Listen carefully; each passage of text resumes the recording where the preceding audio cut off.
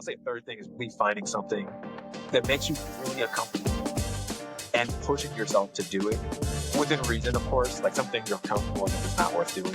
I know a big thing for me was when I worked at the gas station, I would get like really anxious when a customer came in because I really had like bad social anxiety. And I knew that if a customer came in, that meant they had to come to the register to buy something, most likely at some point. At least most people will do the gas station. The gas stations want that. And I was nervous to talk to them because I knew I had to ring them out. So I was like, man, I don't really want to talk to this guy because I'm nervous. And so I made a challenge for myself at the time. If someone comes up to the counter, you have to look them in the eye. You have to say hi, with them, try to learn one thing about them.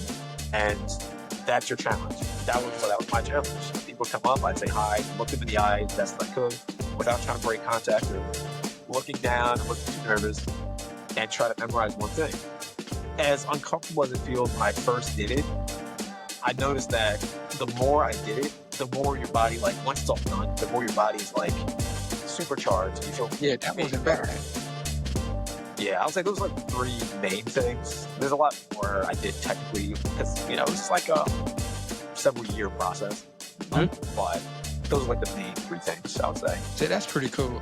And I do agree, like how I changed myself because I was totally scared to go to school. Like you got accepted to a big time college, right? And I was totally scared to go to school at first. That's why I kind of joined the military, because to give myself time to really work out the jitters, right?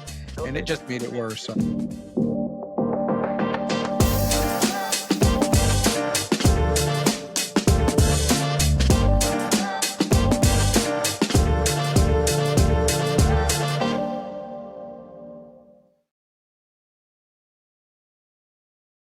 Today's guest is a true example of what it means to fall, rise, and grow stronger than ever.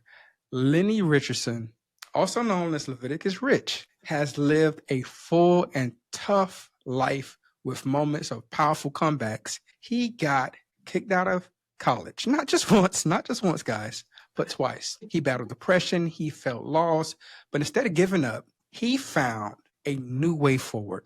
He discovered the ancient idea and living for meaning, purpose, and peace. And it changed everything, and I mean everything about him. Now, Lenny is a business developer, podcast host, top productivity coach, and author. He built his own company to help others live better, more focused lives. He runs one of the hottest podcasts in the DMV, and he helps people build what he calls the pillars of Udemy. Lenny's story is raw, real, and inspiring. He's not just successful and articulate, he's purposeful. Let's give an incredible human being his flowers today as we drive and as we dive into the journey of someone who turned pain into power and failure into focus. Please help me welcome Lenny Richardson. Appreciate you for having me on. That was an amazing introduction. Thank you. Usually I have my thing set up, but it literally just went down. Like literally, as soon as we got on, it's like, beep, and I tried to raise it back up again and have everything set up, and then it's like, so I was like, yeah, well, I'll try it from memory. That was incredible. If that was from memory, that was incredible. Thank you. I was trying. Like, so Lenny, you've been very open on your podcast, on Instagram, different social media sites about your early 20s, getting kicked out of college, right? Not just once, but like I said, twice, and battling deep depression during that period of time. Can you take us back to that time and describe what rock bottom felt like for you? Yeah. So, I think pretty much where most of, I guess the main thing that's been like the catalyst for the self-improvement journey, went to Penn State, for anyone that's familiar, to college in Pennsylvania, big university. And initially when I went there, I had a scholarship for engineering. I was kind of in between doing industrial engineering, architecture engineering and biomedical engineering. Had a scholarship. And around sophomore year, when I was trying to kind of declare my major and really figure out which of the engineering majors I wanted to kind of pursue, I opted out and chose neither, and instead did at the time like journalism and English, and lost my scholarship, which I didn't really think through. So of course, when I lost my scholarship, I couldn't afford the tuition. One thing led to another, and I think it was like December, I forget the exact year, like 2010 or something like that. I got a very polite letter from Penn State pretty much saying, don't come back. Like, you can't come back What? next semester. And this is like December, I got this letter. So I'm like kind of panicking, like, oh no, what's going on? Like, where do I go in January? Kind of got launched into the whole living in the real world type thing. Had to get a job. Had to get a lot of jobs at the time because one was not enough to afford rent. Had to learn how to budget, all of that stuff. Sort of just like the combination of everything happening so quickly, plus me already being like socially awkward and not good finances. At the time, I was really out of shape. Everything combined just led to a lot of depression. And so for me, just kind of working, struggling, but not wanting to be in that situation, I would just constantly ask myself, like, how do I get out of this situation? What do I do to get out of this? Who can I go to? I didn't have any mentors. I didn't have any people around me to ask. Especially when it's a college campus, you don't want to tell other students that, you feel depressed and you're struggling. And so I went to the library, read some books. One thing led to another. And I learned about this concept of eudaimonia. And that's kind of the thing that kind of changed, I would say, most of my life, that idea of eudaimonia that you mentioned earlier. And that's always like crazy to me, how like we can be given one idea, we can be just somewhere, read a book, and just a concept comes up and it just shifts our perspective. What do you think that is? Like, is it timing? Is it just being at the right place at the right time? Or is it you were prepared for something to change you because you felt like you had no other options? I think it's a bit of timing. I think it's a bit of a lack of options. I think it was a lot of pain. I think that was the main word that sums it up. Just a lot of like discomfort and a lot of pain. I think that's kind of what really made me like really start to ask the questions and really try to figure out what that next step was. I tell the story, and I know this sounds like kind of it's going to sound a bit ridiculous, but I'll tell you about like how I felt at the time. So I know like one of the worst moments that I can recall, I was working at this gas station called Snappy's in Pennsylvania, like right off of Penn State. And it's kind of hard to describe, but like I was the cashier, and to the right of me is like this huge window where you can see into the parking lot. And I remember I would always, since I was so broke and I had like no money, I would take like every shift I could. And one of the easiest shifts to take was the afternoon shift, especially on Fridays and Saturdays. Because why is that? Because the afternoon shift was it was from like I think 4 p.m. or 5 p.m. until 2 a.m. So okay. No one wanted that shift, especially in a college town. That's when the bar, that's cutting into bar time. So no one wants to work until 2 a.m., especially like right when the bar closes. But I would take those shifts. And it was always like stressful, and I would always feel bad because I'd see all these students like walking, around like 11 p.m. They come in, they get their drinks, they get papers for miscellaneous activities. And they leave and they're walking to the bars. And I remember one day I'm just kind of watching like a group of kids walk by, and they look like they're having a lot of fun. And I sit there and say to myself, I am making a huge mistake because I'm not even taking classes right now. I'm just working at a gas station.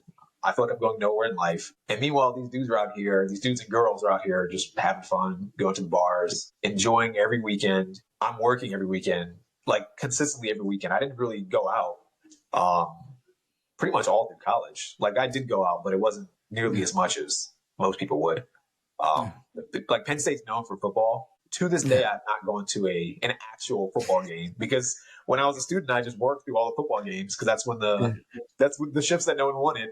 But yeah, so I think there were moments before that were kind of like painful. And I know it sounds ridiculous, but that was kind of a moment where I really felt the most pain.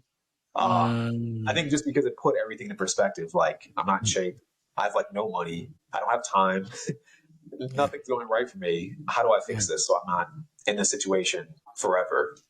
But yeah, pain I think would be the main word to kind of, I guess, say why, the thing that triggered everything else. No, I got you.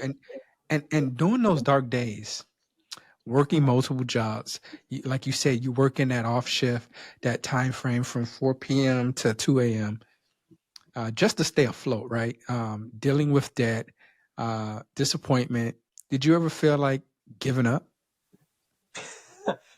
Like Yeah, for real? every other every other day, to be honest.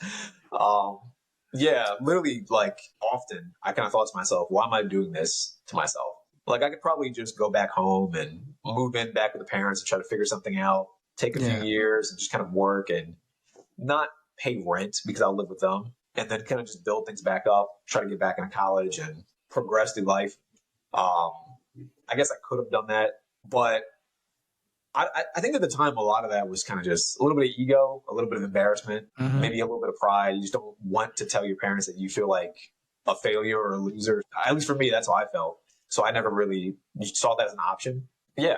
It just literally every other day though, the kind of thought crossed my mind, like I should just give up and just go home and stop trying this. Yeah. I think too, I will say, especially when I try to really get into self improvement, Mm-hmm. um, the thought often crossed my mind of I just kind of want to give up. Like I would sit there and think to myself often because I would try to I was getting in better shape at the time. Yeah. Kind of after this, a little bit after this whole like story of me seeing the people outside, I would try to work out more. I would try to talk to girls more, try to understand money better and struggle with seeing my paycheck immediately go to rent and trying to figure out how to make that work. Um, really like every other day I would just sit there and think to myself, is this even worth it? It's like Yeah. there's probably a better option. I don't need to go to the gym. I don't need to try to like impress these girls. I can probably just give up and go home. But yeah, so long-winded answer, but yeah, I felt like giving up pretty much every other No, day. no, it's not long winded at all. Like it is like it's amazing because you know what it is? Like for me as a parent, I could just and I said this to myself. I didn't get a chance to say it to my kids as they proceed to go to college. And but I always heard the saying where, hey, if something happens, you can always come back home. Right. But I could just, and as a parent, I can see why we say that. Right. But as the child receiving those words, what I guess you said it was a little bit of pride and stuff like that. The reason why you didn't reach out to go back home. Did you tell your parents about that situation? No, not I initially no. For a long time, I didn't tell them. I mean, they knew about me not being able to go back to Mm-hmm. college. But I did my best to find like an apartment, and I thought I could afford it when I first applied for it. Mm-hmm. Oddly enough, the apartment I applied to was kind of lax about income requirements because I didn't have a job when Uh-huh. I applied to the apartment. I think my mom probably co-signed it, so they probably figured if he doesn't pay for it, she's going to pay for it. Yep. But yeah, like initially they didn't really. I know my dad didn't ask like any questions at all. My Mm-hmm. mom, I told her a little bit about me getting kicked out, but I never really told her about how I felt while this whole thing was going on. It really, to be Mm-hmm. honest, it really wasn't until maybe about 3 years ago, like literally 3 years ago, that I really ever told her how I felt like at that time. Wow. And then, this is all us talking, and this is like, I think when I got kicked out in 2012 or 13, I graduated in 2017. So we're talking Okay. about a span of 3, 4, 5-ish years that this was all going down. In this podcast, you heard bits and pieces, so it sounds like it's all happening. It sounds like a small period of time, but Yeah. Yeah. yeah, for a long time I never told anybody, but especially not my parents. Wow. She'd call and say, "How are things doing?" "Oh, they're good, mom. They're good, dad. They're fine." And meanwhile, I'm thinking to myself, like, why do I even bother? Why do I even Yeah. work these terrible jobs? I can just go home right now and just give up, go to a different school, start over. Yeah. Trust me, I get it. I get it. 100%. Yo, that's pretty amazing. Everyone who's listening, please, please, please, please, if you have any questions, please, the chat is open. As we go through the conversations, I'm going to periodically look through and then ask the questions live. So please, if you have any questions at all, we are here. And also, I guess one of our guests said the volume is a little low. I'm not sure if you can comment about whose volume is low. I'm trying to work it on my end. I raised it up as high as I can. So if you can say which one of us has our volume low, we will correct that as soon as possible. Thank you. But man, that's crazy. So what was the hardest moment in all that period? What kept you like, you going through, you trying to make ends meet? What kept you trying to hang on, even when hope was really hard to find? I think it was a few things. Mm-hmm. I'll say one of the biggest things that really, I guess, motivated me a lot. And I want to say this for anyone watching that knows me personally. This is no shade to anyone that knows me. But when I was working at the gas station, one thing that really motivated me a lot, I used to work at a gas station and at a bar. Usually, those are like the main two things.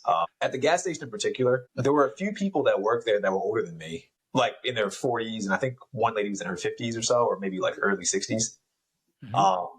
And they were very negative about the job. They were very great. They were great people, very nice people, super friendly to like their coworkers and people that knew them. But when it came to working at a gas station, very negative, it was almost like depressing to hear the way they would talk about the past 10, 20, 30, however many years they were working there.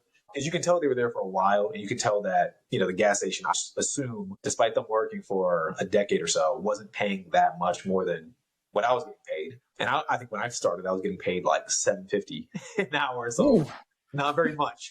Yeah. And it wasn't like 40 hours a week either. It was like 20 hours, 30 hours, whatever I could get. But in my mind, I thought to myself, even though this is so uncomfortable, the situation, and it's very depressing, I don't want to be them in 20 or 30 years. And again, no shade to them, because they're actually very nice people. Like, after I graduated, I would still go back and I'll still see them and chat with them. That's why I don't want to say this is like shade towards them. Oh, of course. Nice. But when it came to, I think, their view of them at that job, and I think how their lives turned out at that job, and in general, I would say, but it was so negative. I thought to myself, I can't be that person. And I think that's kind of what made me like ask more questions. Like, how do I not be them for the third time? No shade to them. But, but like, that was really like my thought process. Like, I really don't want to be, I would sit there and think, I don't want to be that 44-year-old dude who is like super unhappy because this is his like full-time job and he's always struggling to pay the bills and he's always unhappy, still single. I don't know. I just really thought like, I can't let this be me. So how do I not let this be me? And then that whole thing of eudaimonia was kind of the in a way, like the answer to the problems that I had. And for anyone listening that's not familiar with eudaimonia, it's sort of like a Greek framework for essentially for living a good life, for self-improvement. And I call them pillars. The Socrates just says that it's health, wealth, and relationships. If you're decent in all those areas, then you'll live a good life. So, and then once you hear that, it sounds basic and it sounds simple, but then you also notice that the people who probably complain the most in life, the people who are doing the worst in life, are probably heavily lacking in probably all three, but at least two consistently. So yeah. No, man, wow, that's 100%, and I totally agree with that. I was thinking about like a coworker of mine, and they said this quote, and it still sticks with me. They still say it to this day. You miss 100% of the shots you don't take. Absolutely. And that is what you were saying about me being 40 years old, not me, but you being 40 something years old and still being there. And again, there wasn't any shade, but it was just like, it seemed to me like it was a wake up call for you. And it was like, that was at your lowest point. You started to see things differently, than your peers. You also wrote, I wasn't behind. I was just playing a different game. And you said, I wanted to play a game of life for the big prize. How did you adopt that boldness, that mindset, that view to say, I want to play a different game instead of failure and just to stay down in discouragement? Yeah. So I forgot when I even wrote that. That's funny that you found that. Yeah. So a little bit, I'll be honest, a bit of that when I first came up with that idea was me thinking about my past self and almost kind of giving a little bit of cope to the situation I used to be in. But then like the more I thought about it, the more I kind of realized that what's a good way to put this? I think sometimes in life, the people around you, I'll call it society, they give you a path to walk down. And I think what most people do is they sort of just accept that path. And the way I think about it is if you're walking down the path, like if everyone's walking the same path, they're all going to get to the exact same destination. Sometimes it's okay to go in a completely different direction, and it might look weird up front and it might feel uncomfortable, but it could get you to a better destination. And so what I mean by that is it's almost kind of like when you see someone in high school who peaks too soon, like they're going down a certain path. They're going down the path of I know it's like a stereotype or a cliche, but like the star athlete or the guy or girl who's like super cool and like college is everything for them. And then once they get past, like high school is everything for them.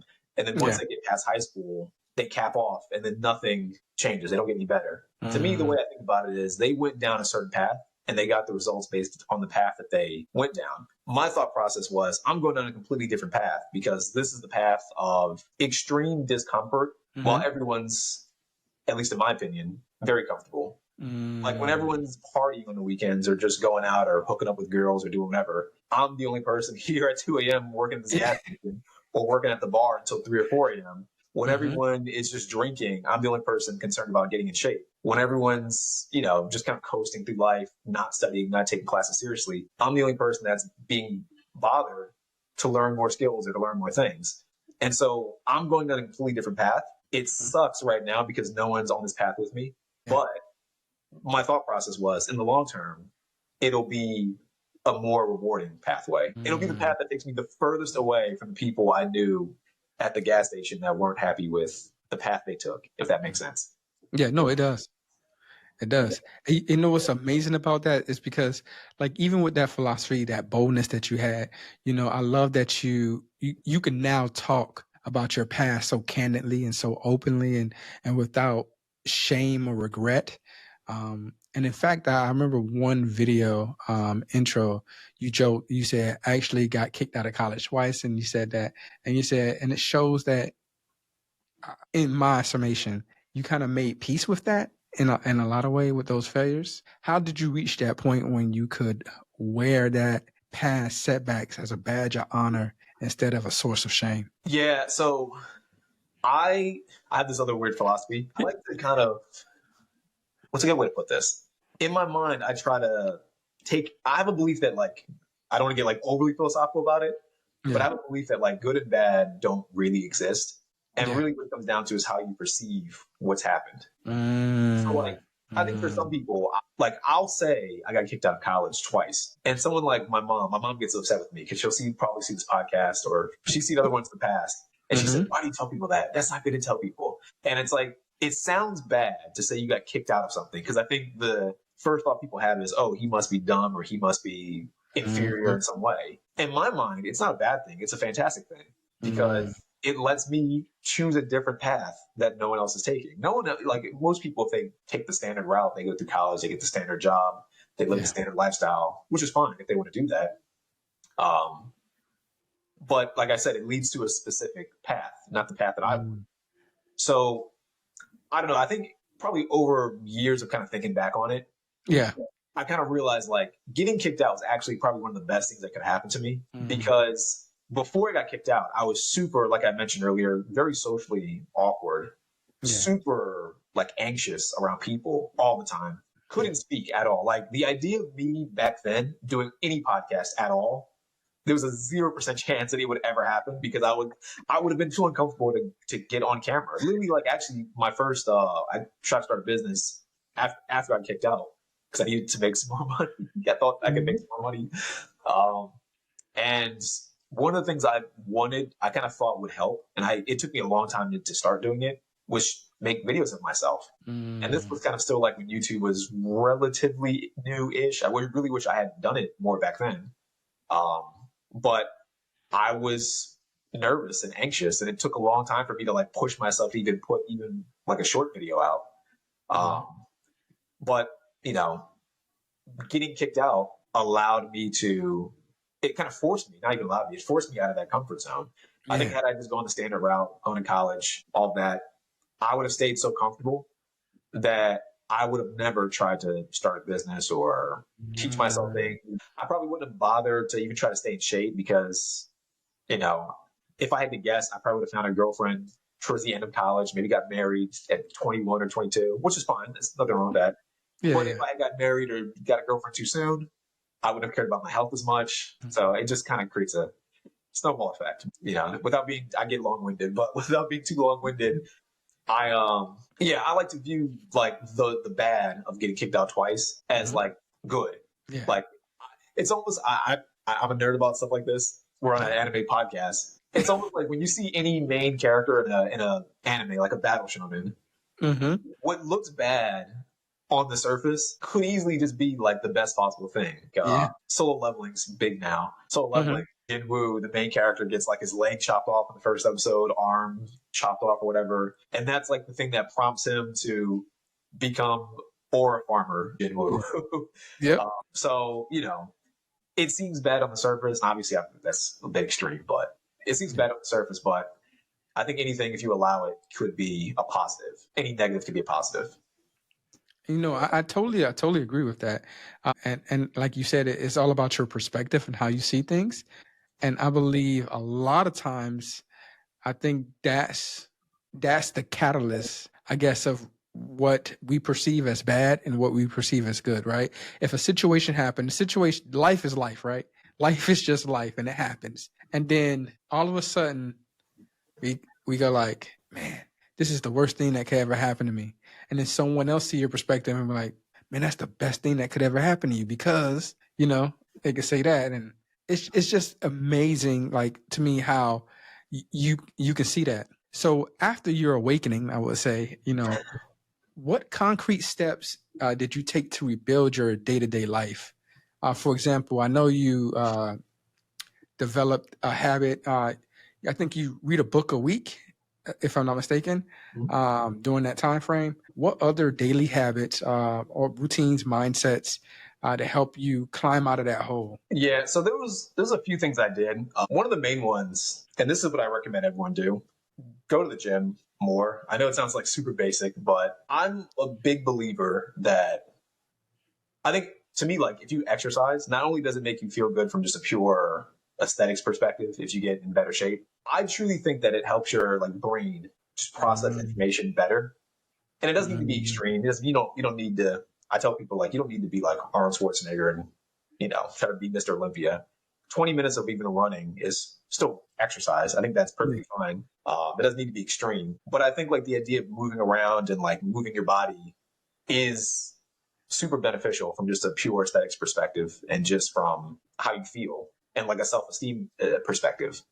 So that's what I started doing a lot of exercise. A lot of things that I would do is I just try to find people who were like further ahead of me and just mimic them. Like whatever they did, I would just copy them. If they talked a certain way, I would copy them. If they had a certain routine, I would copy them. One of the biggest people I copied back then was Dwayne Johnson, because I was like a huge fan of, like, my friend got me to WWE. I was a big fan of WWE. And he started getting into the movies. That was like really when he really first started kind of reinventing his career. Going from like Scorpion King, Dwayne Johnson, to like the Dwayne Johnson we know of today, where he like shaved his head and all that stuff. No longer had the fanny pack. But yeah, I remember seeing like an interview with him, and they were asking like, what's your routine for success? And he said he'd wake up at 5 a.m. and work out like first thing. So I figured, okay, Dwayne Johnson does it, and if it works for him, I'll do it too. Yeah. And like to this day, I still, for the most part, sometimes I oversleep. Like this morning, I overslept. But for the most part, I'll still wake up at about 5 a.m. and work out. So that was one of the main routines at the time that I did. Planning my day, that was a huge routine. Like that's still something I do to this day that I think sounds super simple, but for me was like a huge game changer. Those are like the main two things I would say. Really trying to find, I'll say a third thing is really finding something that makes you really uncomfortable and pushing yourself to do it within reason, of course. Like some things are uncomfortable and they're just not worth doing. I know a big thing for me was when I worked at the gas station, I would get like really anxious when a customer came in because I really had like bad social anxiety. And I knew that if a customer came in, that meant they had to come to the register to buy something, most likely at some point. At least most people, hopefully the gas station would want that at least. And I was nervous to talk to them because I knew I had to ring them out. So I was like, man, I don't really want to talk to this guy because I'm nervous. And so I made a challenge for myself at the time. If someone comes up to the counter, you have to look them in the eye. You have to say hi, have a conversation with them, try to learn one thing about them. And that's your challenge. That was my challenge. So people come up, I'd say hi, look them in the eye as best as I could without trying to break contact or looking down and looking too nervous, and try to memorize one thing. As uncomfortable as it feels when I first did it, I noticed that the more I did it, the more your body, like once it's all done, the more your body is like supercharged and you feel Yeah, that way wasn't better bad. about it. Yeah, I'll say those are like the three main things. There's a lot more I did technically because, this is like a several year process. But those are like the main three things I would say. So that's pretty cool. And I do agree, like how I changed myself. Because I was totally scared to go to school. Like you got accepted to a big time college, right? And I was totally scared to go to school at first. That's why I kind of joined the military, because to give myself time to really work out the jitters, right? And it just made it worse. Yeah, it just made it worse because I took I made my first testable rank, which is a E5, and I became a sergeant. And I was like, okay, I'm going to school because I'm going to be an officer. And to be an officer, you needed to have at least a bachelor's degree. So I took my first class. I'm like, man, this is easy. I love it. Cool. My second class kicked my butt. And I was like, and it was my fault. Totally, I take 100% responsibility because I should have emailed the professor a lot more. Did email the professor, but I was kind of like waiting for a response, and I kind of never got one. So instead of emailing the professor consistently and going even higher, I didn't. And so I kind of like got in that slump after 2 weeks, and it's like, oh man, I can't drop this class. And so I kind of like avoided it. And then, I'm not sure if you know anything about the military. So, if you fail a class, you gotta pay that. You gotta pay that money back. Oh, wow. Really? Yeah. So I had to pay that money back for that course, and I was like super like, I am not ever going to school right again. And so because to block that pain, right? And for years, I've been in 23 years thus far, and I was like, I would never go back to school. And then finally, I was like, I really need to progress in my career. I really need to grow. I'm not saying that you need to go to school to do that, but it is a benchmark, I know, for me, right? Because it's me facing my fear. And so long story short, I ended up facing my fear with my wife's help, and basically now helped me to get my master's. But I tell that story to say, like, I started somewhere, right? From my journey, I started like you read a book once a week. I actually started reading a paragraph a day. I like, hey, no matter what, I'm going to read this paragraph because I thought I was dyslexic. And so I started small. And then as soon as I started to handle more, I was able to handle more and then progress accordingly. So I know that sounds really, really simple, guys, but for me, it wasn't. Yeah. It's funny though, because like the simplest things I feel like are the most effective things. Like I feel like people think everything needs to be so complicated. Yeah. And it's like, don't overcomplicate it. Like the simplest thing you can do is probably the best thing possible. Like, I had a friend of mine like years ago. She had a New Year's resolution. I think it was like run a marathon or something. And January comes around and she tries to go like full sprint. Like I want to run like miles per day. And so I was asking her like, when's the last time you've run?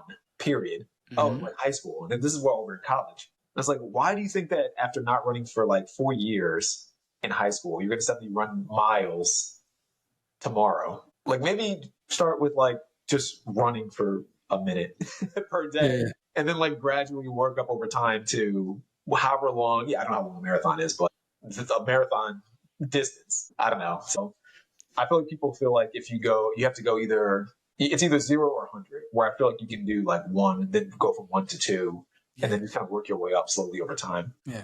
No, 100%. I think, and also, the science behind it, now that we know is more like, it's because of endorphins, because, you have these little wins, you get endorphins, you're like, oh man, that felt good. And your body naturally wants to win again. And so it looks for those small wins again, as you increase the what's it called? The level in which you do it, then it becomes more worth it, and then more endorphins. And it's just crazy how the human body works, right? Your professional path has been anything but linear, like how you approach things. I think you worked in law. You jumped into real estate. You co-founded a marketing company. I think it was Affinity. And then you even owned a fitness business, the Gym Stop. How did those diverse businesses and experience shape your approach to business and productivity? Yeah. So I guess I'll start like with how it affected business first, then productivity. Yeah. There's going to be overlap, I guess, but I'll start, I guess, with business. I would say that's a good question, to be honest. I gotta think about that for a second. I'll say this: doing all those different businesses, I guess, in a weird way, almost left like a sour taste in my mouth. If that makes sense. Yeah. Like I like business, and I like the idea of like capitalism. But I think when you're in so many different fields, you start to see where businesses, how do I put this? Where they're effective and where they're good, and where they're borderline, I'll call it scammy. Like I made a video on YouTube. I think I put it out like a week ago or so, and it was supposed to be a little bit clickbaity, but it was kind of like my views on like modern day businesses, like capitalism. And I think there's such a like big push nowadays to, not with everybody, of course, but with like a small minority of very popular brands or businesses, almost like get the most from customers or consumers without giving much back in return, if that makes sense. Like I feel like business should always be a mutual exchange. Yeah. Like you have something that I want in the form of a product or service. Here's my money that I use to pay for it. And I think that's fine. But I think the problem is like a lot of businesses are like, how do we give them nothing? And how do we get a lot from them on repeat for as long as possible without them noticing? And when they do notice, let's try to make it as difficult as possible to give them their money back. So I think from just kind of like being in different types of businesses, you can see where different businesses sort of teeter that fine line, if that makes sense.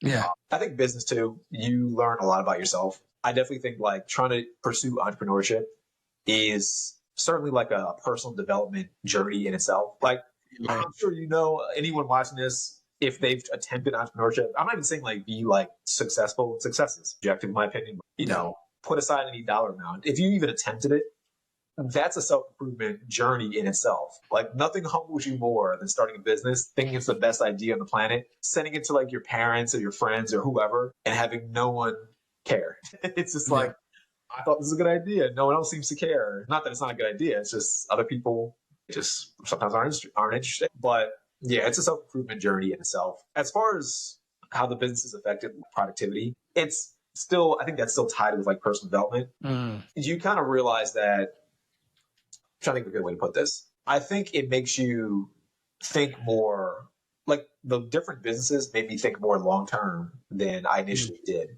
if that makes sense. Like when I first did, the first business I ever had was College Conqueror. I think the first time I got monetized was from like ads. I had a website and I had ads on the website. And my thought process was, oh, I'll become a millionaire in like a year or two. And then you realize after a year or two, like, nah, it doesn't work that way. Maybe, but then you're still kind of like, at least for me, you're still kind of like hopeful. So you're like, oh, well, next year I'll get that $1 million.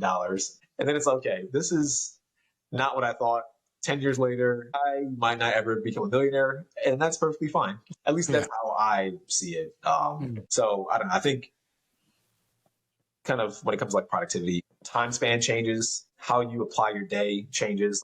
In the past, I'd be in a rush to cram as much as possible into a single day because I thought that, you know, the goal was to become a millionaire tomorrow. But nowadays I'm more laid back about it. I'm more pursuing business for the sake of the enjoyment of business. And I think it kind of allows me to enjoy other things. I think I mentioned to you, I'm trying to write a comic now. I don't know.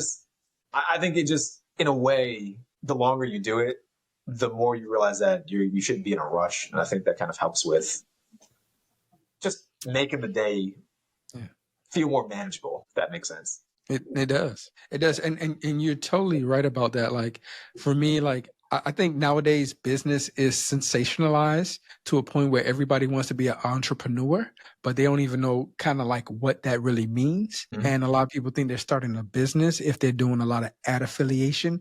Like what they, you know, like I see a lot of young ladies and they say like, oh, I'm selling my products. And it's like, no, you're not selling your products. You're selling Avon. You know what I'm saying? You know what I'm saying? Or whatever product that is, right? And I get you have the spirit, you know, you want to sell stuff, and I get that. But it's like a lot of people, and when I say a lot of people, I'm talking about what I see, I guess, in my viewpoint when it comes to social media.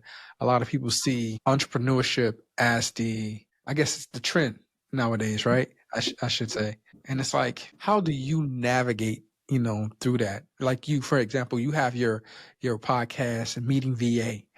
It highlights influential figures across Virginia. I would say, with all that we just talked about, what inspires you to start that show every single day? Especially, I guess you started it in 2018, if I'm not mistaken. I I think 2018, and like very slowly built up episodes. So it wasn't like very consistent, but Yeah. I've had it for a while.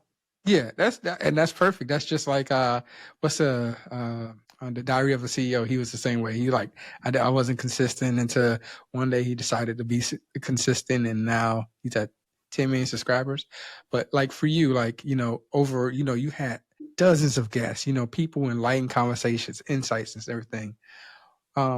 I guess, what did you gain from that, you know, that experience with those individuals that like genuinely surprised you or changed your own perspective? From Meeting Virginia. Yeah, just with all your different interviews and your guests and everything else. What on this journey of self-discovery, what changed as you start meeting more people? I'll say one big thing, it Mhm. made me more social. So that was nice because that was a long-term goal of mine, to be more social. Mhm. I think at least for me, it also made me realize that people are, I don't want to use the word deep because I know that sounds like it's not really the best word, but Yeah. essentially that's what I'm saying. Like people, they have more layers to them than they might put on Yeah. the surface.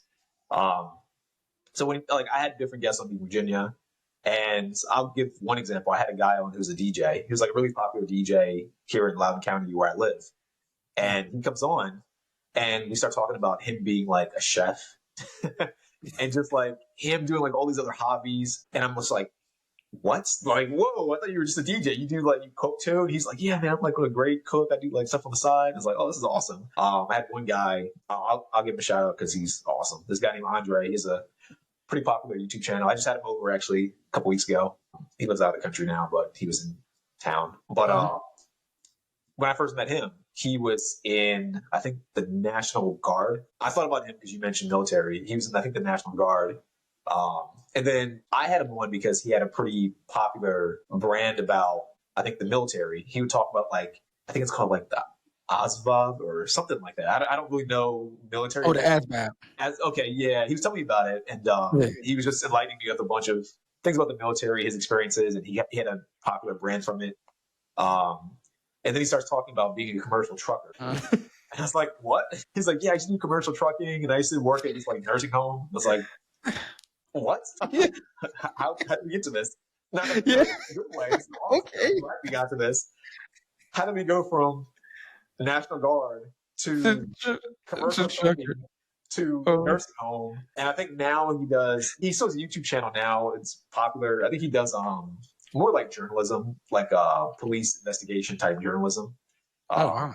But it's just like this transition is crazy, Mhm. but it's awesome because it's cool to see that other people have more to them than what they might put on, say, social media, or if they have a brand. It's, you know, his brand was National Guard, but clearly there's a lot more to him than National Guard, which is awesome. So I think as I kind of interview people, you just realize that people are very layered and they're a lot more unique and interesting than even they might let on, despite having a brand or despite promoting themselves so much. You know what? And it's crazy that you say that people are very layered. Like you're very layered. Like just talked about different businesses and stuff you did.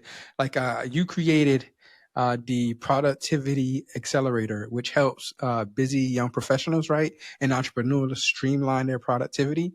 Like, what made you want to do that with everything else that you were doing? Yes, yeah. So that's like the main thing I'm working on now. That's my primary business. Okay. With Productivity Accelerator, so I had a business prior to that led to Productivity Accelerator. Pretty much the way it got started, I used to work when I don't want to go too far off on a tangent, but I have to just give like context to this. When I first moved to Northern Virginia, after I eventually graduated from college, I couldn't find a job. And so I ended up working at like Brooks Brothers, and it's like a kind of a suit store for anyone that's unfamiliar with the brand. Worked at American Eagle, another retail store. Did tutoring, and one of my bosses that's around the same time I got my real estate license, and eventually I worked at a law firm. Prior to working at the law firm, one of my bosses at Brooks Brothers, he was like, "How do you do all this stuff?" He was like, "You have like 3 jobs and you do tutoring." And at the time I wrote like a book too. He's like, "You wrote a book, you do a podcast." He was like, "I'm exhausted thinking about you." He's like, "How are you doing it?"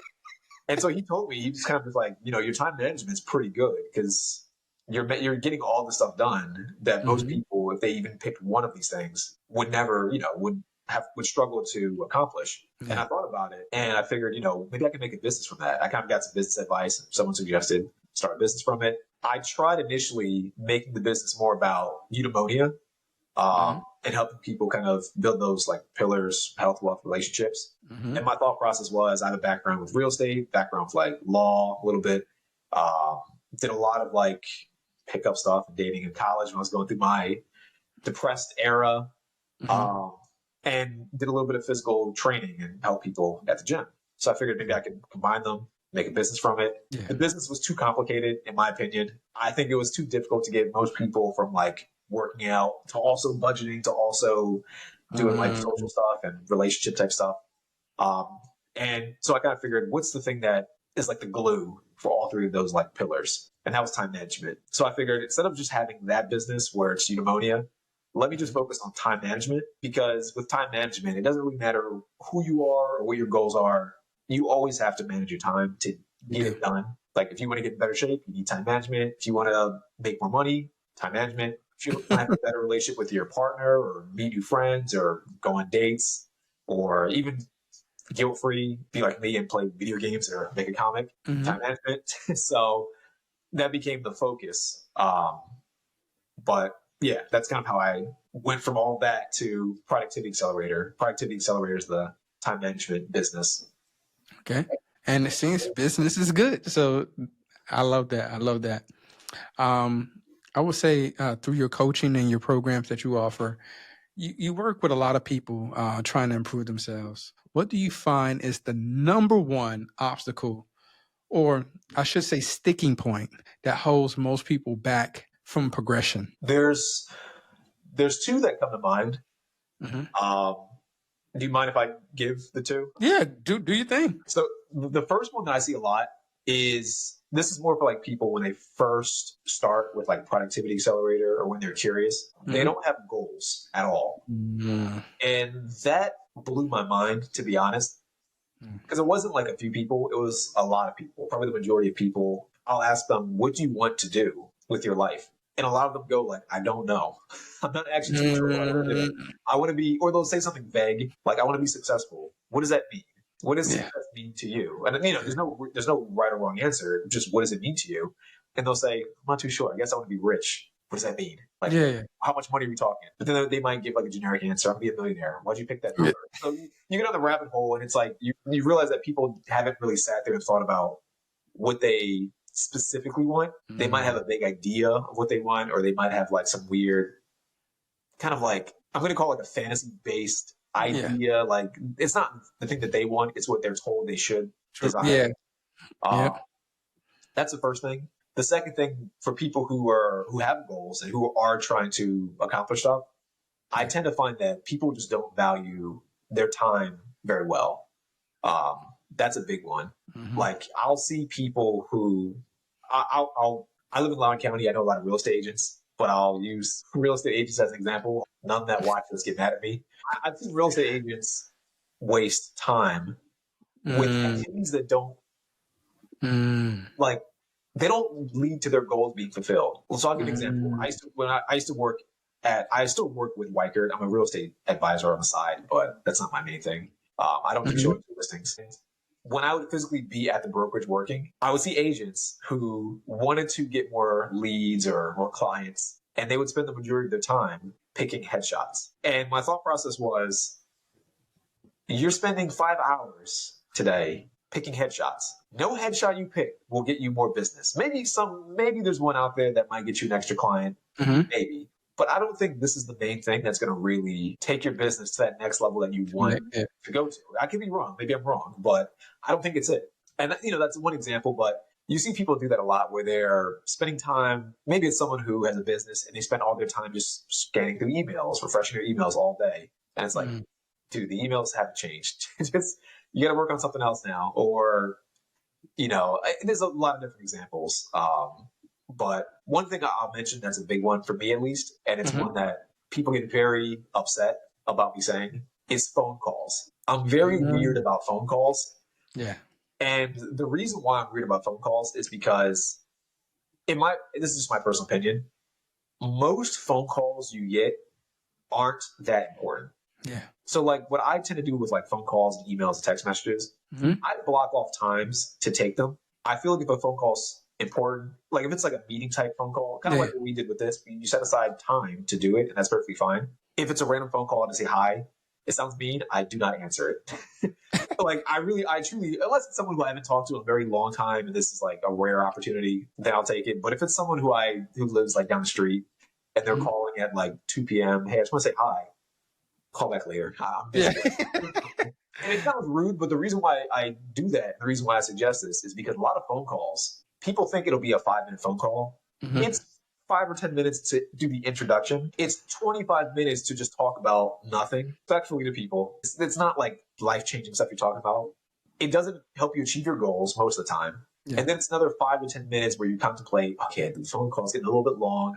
I don't want to be rude, but I kind of want to hang up. Do I interrupt? Yeah. What am I doing? It just becomes a very long process. And that's one phone call. Imagine if you allow everyone to call you all day, you'll never get anything done. So a big one is phone calls. I'm just heavily against random phone calls, between spam, between the random guy that just wants to say hi, between the guy who does network marketing that wants to pitch you something. It's one of those big things that I see hold people back.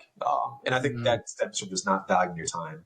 Correct. No, man, you're right about it. So we do have a question. A question just popped up, and I'm going to show it on the stream. Here it is from Michael J. Scott. Were you able to see it? Yeah, I saw it here, and I can see it in the chat over here, though, too. Okay. I'm just reading the last sentence. What should I do? And let's see if we can bring it down. So what's the last sentence? Staying away from jack of all trades, master of none perspective. Yeah. So what I do is when I have clients, I don't give them specific advice on what they should do like within their field. I give them more of like the advice that we give is more of how do we make sure you're getting done the thing you determine to be the most important thing as consistently as possible. But ultimately, it's for the person to decide what's the best strategy for them. And I'll give them different solutions like, hey, for example, if you're a business owner and you say over the past year, I'll give an example of a client recently. He was a copywriter and he was trying to get more clients. I think this was like October and he wanted to get more clients by December. I think he wanted to get like 4 new clients or something. And prior to him being in Productivity Accelerator, he had like 1 client like in January, but he hadn't been able to get any more from that point on. So I said to him, that 1 client you have, what did you do to get him? And he said, oh, well, I would go on Upwork. He was a freelancer. I would go on Upwork and I'd just take an hour and I'd send out pitches to the different agencies. And then eventually one would hire me. And so I would say, I'm not a copywriter, but the thing you did the first time that worked, why don't you just do more of that thing? And because at the time, like we would sit there and I would evaluate, and I do this with all my clients. I evaluate what they do every day. And you find a lot of people just don't do the things that they need to be doing. Yeah. I want to get more clients for my business. So why did you spend 6 hours on social media? So, and again, it sounds basic and it is a little bit basic, but you'd be surprised at how much time people kind of waste on things that don't matter. And then when you sit there and say like, the thing you want, how much time are you putting towards just doing that thing? They'll sit there and it's like a light bulb like appears over their head and like, oh, you know what? I should do more of that thing, right? So for the client, I told him, I said, from now on, what I want you to do is at least take an hour per day. Just pitch. That's it. Just pitch. And you'd be surprised. It took a while for us to get him to just pitch because he'd find something to do to fill up that time. I woke up and I decided to watch TV. That's not pitching. No TV. Pitch. Oh, I woke up and I went to the gym. Self-improvement, I'm at the gym. Cool. You went to the gym, but your goal is not to get in better shape. Your goal is to get more clients. Pitch. oh, I woke up and I started practicing copywriting. That's perfectly fine. You're a copywriter. You should practice. But the goal was not to practice copywriting because you're good enough to get a client. So that's not the issue that you claim. Your goal is to get clients. So pitch. So that's kind of the approach I take. I'm not telling him what to write as a copywriter, or, I've had some clients who do project management, things of that nature. Whatever your goal is, I don't tell you how to do the thing specifically. I just try to get you to do more of what's working or what you believe can work. And we're kind of in that journey together, me and the client, trying to figure out like what does work, what doesn't work. No one knows exactly what works for anything. I think that's kind of just how life is, but hopefully that answers the question. I'm just trying to get them to do more of what works best from what they can tell. Hopefully that answered it for them.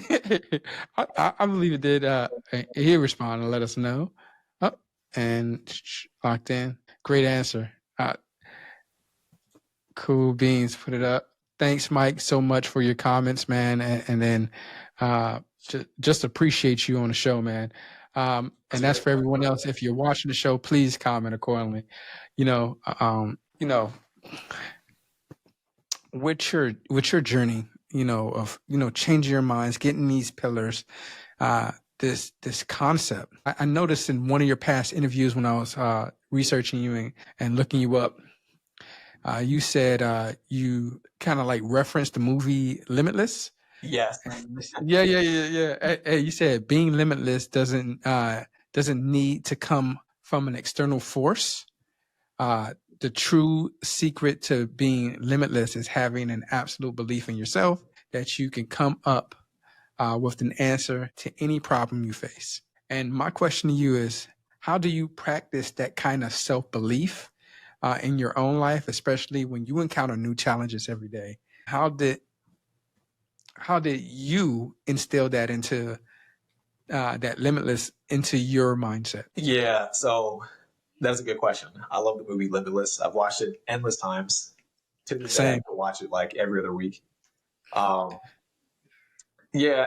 So as far as like me installing that into my mind, I'll be honest, I kind of just stole it from Limitless. I was watching one day, and after I think the 100th time of me watching, I was kind of just thinking about the movie, and I thought to myself, like, the movie doesn't, I don't think, imply this, but this is kind of how I interpreted it. I thought to myself, like, the pill doesn't make you smarter. Yeah. It just makes you believe that you'll have an answer to whatever problem comes up. Yeah. Which to me is like, if that's the case, everyone could be limitless because everyone could just have a belief that the thing they want to do can be done. I kind of think I just watched the movie and just applied it to my own life. It was kind of like a rationalization, like, oh, well, if I took like a random vitamin D pill, believed it was a limitless pill, and believed that today at the gym I could crank out an extra 2 sets, or if I'm out of shape and I feel like I can learn how to get in shape by taking this pill, I don't know, it's the same concept. Yeah, I don't really have like a specific thing I did to kind of foster that belief. I think it was just more of a rationalization that if you can have that belief, why not have that belief? Like, why not just apply it? I will say, like, I do like to, I don't know if I'm like going all, maybe I'm like moving away too much from the question, but I do like to picture myself as, I'll say, a better version of who I already am. Like, I'll give an example. When I'm at the gym, this might sound super geeky. I picture myself as like a superhero. Like in my mind, I picture myself as like this jacked dude who can like lift. And I literally say to myself in my head, like, I have unlimited energy and I'm like a superhuman. It sounds geeky and it sounds like kind of, I think, nerdy. Like I'll literally go to the gym and like blast, if anyone knows like Bleach, the #1 song, like Ichigo's theme song, I'll blast it at the gym. The reason why I do that though is because I truly do believe that like how you perceive yourself affects how you behave. True. I like history a bit. I'm not like a history buff, but I do like to study a little bit of history. And I remember I read a few books on Alexander the Great. And if you want to talk about a dude who had crazy self-belief in himself and it was almost borderline delusional, Alexander was one of those guys. Yeah. And according to different like historians, he would literally, like, he thought he was the son of Zeus. And I don't think that was, like, he had a father, of course. He knew his father, but he still believed that that father of his wasn't his real father. He thought to himself, no, this is a fake father. My real father is Zeus, a god. And if my father's Zeus, a god, I'm also a god. Therefore, I can do anything that a god can do.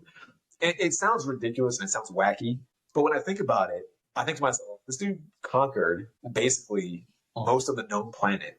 Like you don't do that by having an average like mindset. Mindset. Yeah. 100%. So like if his belief led him to, if his delusional belief, which is I guess from his time period, basically fiction, or maybe I guess maybe they wouldn't have seen gods as a fiction like that, like Zeus is fiction, but hopefully anyone listening gets the point that I'm making. If him viewing himself as the son of Zeus led him to pretty much conquer the planet, I think me believing that I'm a superhuman, like I got bit by a radioactive spider or something like that, Yeah. could at least help me in like my gym goals or my finance goals or my personal life goals. So I don't know. That's kind of just the way I see it. And you're right. And it's amazing.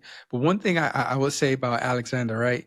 He had this unquenchable thirst. And, you kind of said something like that similar. You said, despite all your achievements, you admitted that I'm never really satisfied. You said, certainly I'm happy, and then I'm content, but never really satisfied. That kind of relentless drive can be a blessing and a curse for some people, right? So how do you channel that relentless ambition into a positive action, like in your goals and your projects that you're doing, while not letting it turn into burnout and constant dissatisfaction? So I've thought a lot about that because kind of still like talking about Alexander the Great. Mm-hmm. I think that was one of his greatest strengths, but I think that was one of his greatest weaknesses as well. Not to be like a nerd, and I'm not saying that I know like history that well, Yeah. but I recall like reading that at one point when Alexander the Great was kind of like done his main conquest, he had like a bit of Africa, I think a bit of Greece, a bit of like, I guess modern day Iran. He had them all unified. He was pretty much playing like the role of king.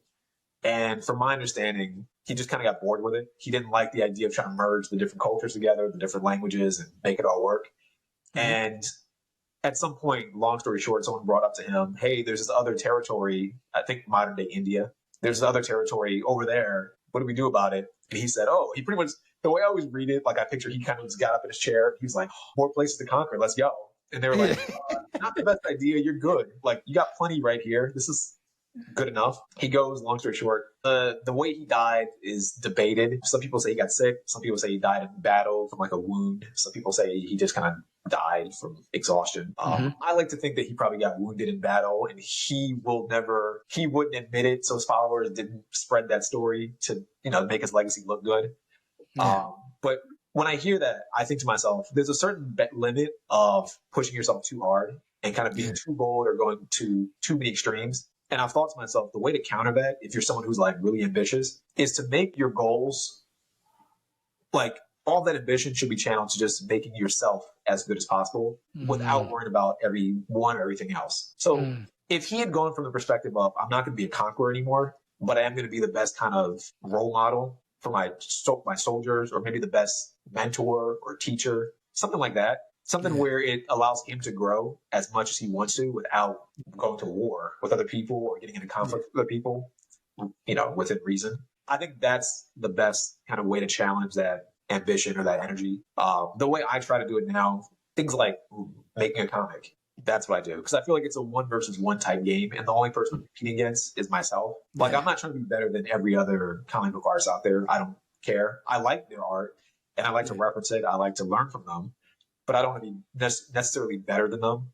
Same with music. My goal one day is to like write my own album and like teach myself like different instruments. That way I can, one of my goals is like to do all the instruments on the album. I'm not trying to be the best musician. I'm not trying to be the next Jimi Hendrix or Michael Jackson or whoever, Kurt Cobain, whoever you want to name. But I am trying to take all the ambition that I have and just channel it into making myself as good as I possibly can, solely for my own pleasure and for my own growth. So that's kind of my answer to that. Hopefully, again, that wasn't too off tangent. Oh, no, 100%. I trust me, I love the tangents because it allows for, again, I don't want to, like you say, I don't want to say deep thought, but it allows for thought. You know what I'm saying? Nothing is these, copied answers, right? These are tried, tested, through you and how, you experience through life. So 100%. It's pretty cool. And I'll end it, this podcast with this question. because you was talking about life, you was talking about being a better leader, and then it makes me think about leaving a legacy. And it's like looking ahead, what kind of legacy do you want to leave behind when all is said and done? What do you hope people will remember about Lenny Richardson and the impact you have made through your work, through your stories, and through your journey? Hell. I think the legacy I'd like to leave is just that I push the boundaries of what like a single person can do. I think that's always been something I've been trying to deep down accomplish. Like really trying to maximize all of those like pillars, health, wealth, and relationships, and take them to the extremes as much as possible. Yeah. I think when I pass away, I'd like to be known as the guy who was weird enough and ambitious enough to make like a really well-respected comic, a well-respected album, start a successful business while being in good shape and being a good social dude, but also not being like a dick towards other people. I think that'd be like a good legacy to leave behind. Yeah, 100%. 100%. Well, thank you so much for being on the show. And everybody, this is Lenny Richardson. And with that said, anything that you got going on that you want to promote, you want to have our listeners go to and be a part of, please, the floor is yours. Yeah. If anyone's interested in Productivity Accelerator, if they feel like they have goals they want to achieve, but they're not getting them done, I actually just on our website, productivityaccelerator.org, there's sort of a free like 7-day course you can take. It's sort of like a step-by-step process to kind of just getting your goals done. I break down like the science behind it and kind of I call it the 3 scientifically backed ways to achieve any goal that you want. And so far, science has confirmed that this will help you achieve any goal you want.